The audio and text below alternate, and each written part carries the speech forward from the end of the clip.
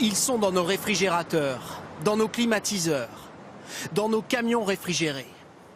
Les hydrofluorocarbures ou HFC, ce sont des gaz frigorifiques particulièrement efficaces. Problème, lorsqu'ils s'échappent dans l'atmosphère, ils ne sont plus synonymes de froid, mais de réchauffement climatique.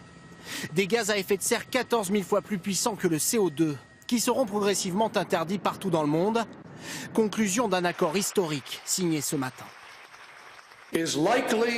C'est certainement le pas le plus important qu'on puisse faire aujourd'hui pour limiter le réchauffement de notre planète et protéger les générations futures. Un accord historique vient d'être conclu à Montréal. Bannir des gaz à effet de serre, cela n'était pas arrivé depuis 1987. C'était à l'époque l'interdiction des CFC, des gaz présents dans les aérosols, responsables du trou dans la couche d'ozone. Presque 30 ans plus tard, cette mesure a permis de le réduire de près de 4 millions de kilomètres carrés, la surface de l'Europe. Alors cette nouvelle interdiction sera-t-elle aussi efficace ?